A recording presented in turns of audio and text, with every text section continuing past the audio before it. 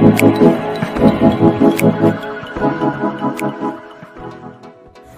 Swastiastu, Assalamualaikum warahmatullahi wabarakatuh. Salam, Namo Buddhaya, salam harmoni. Perkenalkan saya Tasya Hikmah Ramadhani Beninda, NIM 2013091002 dari program studi S1 Biologi, Fakultas Matematika dan Ilmu Pengetahuan Alam Universitas Pendidikan Ganesha.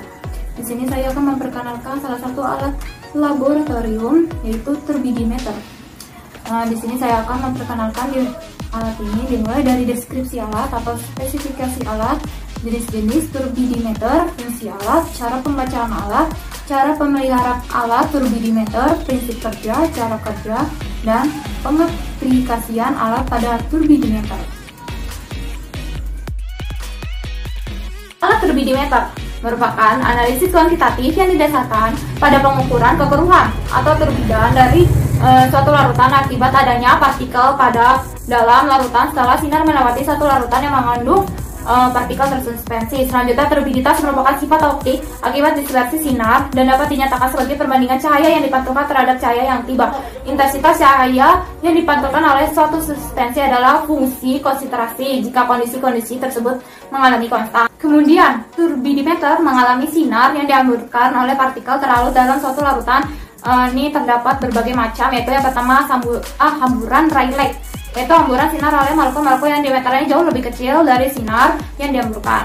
Intensitas sinar yang terpancar sebanding dengan satu perpanjang gelombang merupakan 4. Yang kedua, hamburan tindal, yaitu hamburan sinar yang diameter molekul-molekulnya lebih besar dari sinar yang dihamburkan. Pada hamburan Rayleigh dan hamburan tindal tidak terjadi perubahan frekuensi agar sinar datang dengan sinar yang dihamburkan. Yang ketiga itu hamburan Raman, yaitu hamburan yang dapat mengubah frekuensi antara sinar yang datang dengan sinar yang dihamburkan. Selanjutnya terdapat faktor-faktor yang mempengaruhi intensitas sinar yang dihamburkan. Yang pertama, terdapat jumlah partikel yang berbeda dalam larutan. Kedua, ada ukuran partikel. Yang ketiga itu ada indeks bias relatif. Yang keempat itu ada panjang gelombang yang digunakan. Terus, turbidimeter terdapat metode pengukuran turbiditas dapat dikelompokkan dalam 3 golongan, yaitu yang pertama, pengukuran perbandingan intensitas cahaya dihamburkan terhadap intensitas cahaya yang datang. Yang kedua, pengukuran perbandingan intensitas cahaya yang diteruskan terhadap cahaya yang datang. Yang ketiga, ada pengukuran efek ekstinksi, yaitu kedalaman di mana cahaya mulai tidak tampak di dalam lapisan yang keruh. Selanjutnya ada bagian-bagian dari turbidimeter. Yang pertama ada standar angka kekeruhan. Yang kedua, tepat sampel. Yang ketiga, tombol 0. Yang keempat, tes tombol. Yang kelima, tombol kal. Yang keenam, menampilkan. Yang ketujuh, tombol standar. Yang kedelapan, botol sampel. Kemudian, jenis-jenis turbidimeter ini terbagi 3. Yang pertama, ada benchtop, digunakan untuk menganalisa sampel ambil atas unit. BES biasanya digunakan sebagai laboratorium stasioner instrumen dan tidak dimasukkan untuk menjadi portable. Yang kedua, yaitu jenis portable. Alat ukur ini menggunakan metode untuk tingkat hamburan cahaya yang menghamburkan biji-biji terprogram tersuspensi dalam air atau cairan yang transparan dengan cara kataus isi dari bijian-bijian yang disuspend. Alat uji ini dapat bermukas secara dari luas dalam perpandangan kekeruhan dalam pembangkit listrik, udara aliran, stasiun pengolahan limbah domestik, dan pabrik minuman. Yang ketiga, online instrumen. Di dalam lapangan atau bisa juga menganalisa contoh tumpah off dari pengambilan sampel unit proses. Pengukuran dengan unit ini memiliki kesalahan dalam pabrik. Sampling prosedur untuk kesalahan-kesalahan dari gelas kotor atau udara dalam gelembung sampel. Selanjutnya yaitu fungsi turbidimeter. Tentunya fungsi turbidimeter untuk mengetahui suatu kekeruhan, seperti mengetahui kekeruhan yang ada di danau, waduk, air, laut, bisa menggunakan metode ini. Satuan kekeruhan itu menggunakan metode nepolometri kekeruhan unit atau disebut dengan NTU. Selanjutnya itu bagaimana cara membaca alat dari turbidimeter.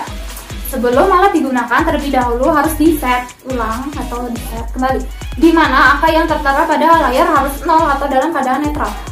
Kemudian melakukan pengukuran dengan menyesuaikan nilai pengukuran dengan cara memutar tombol pengatur hingga nilai yang tertera pada layar pada turbidimeter sesuai dengan nilai yang standar. Setelah itu sampel dimasukkan pada tempat pengukuran sampel yang ada pada turbidimeter. Hasilnya dapat langsung dibaca pada skala pengukuran kekeruhan tertera pada layar dengan jelas. Akan tetapi pengukuran jika dilakukan sebanyak 3 kali dengan menekan tombol pengukuran untuk setiap pengulangan agar pengukuran itu bisa valid dan hasilnya langsung bisa dirata-ratakan. Selanjutnya, bagaimana sih memelihara dari alat turbidimeter?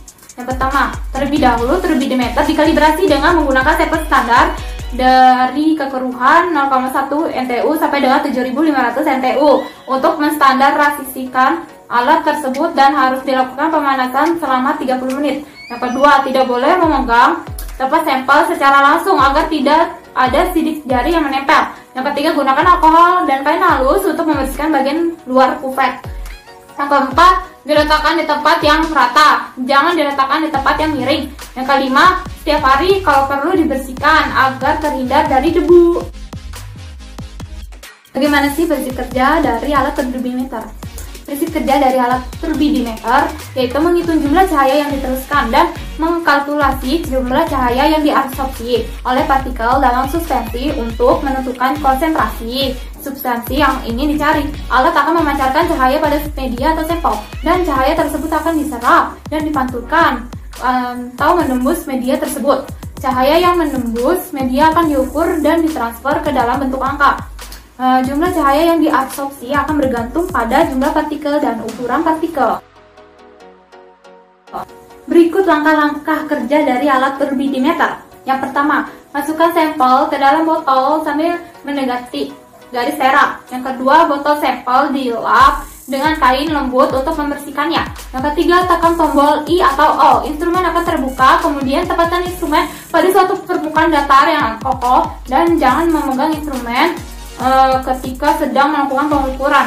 Yang keempat, masukkan sel sampel dalam ruang sel dengan mengorientasikan tanda garis pada bagian dengan ruang sel. Yang kelima, pilih daerah atau range secara manual atau otomatis dengan menekan tombol range. Yang keenam, memilih model sinyal rata-rata dengan menekan tombol sinyal average. Dan monitor akan menunjukkan shift VG ketika instrumen sedang menggunakan model sinyal rata-rata. Yang ketujuh itu tekan read.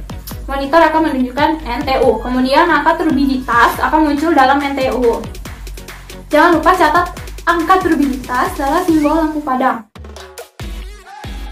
Selanjutnya, yaitu pengaplikasian pada alat turbidimeter. Yang pertama, bisa menentukan konsentrasi total protein dalam cairan biologi seperti urin. Yang kedua, penentuan aktivitas aminase menggunakan pati sebagai substrat. Yang ketiga, penentuan aktivitas enzim lipase menggunakan trigliserida sebagai substrat. Yang keempat, dalam industri air minum dapat menganalisa kekeruhan dan kejenihan pada air.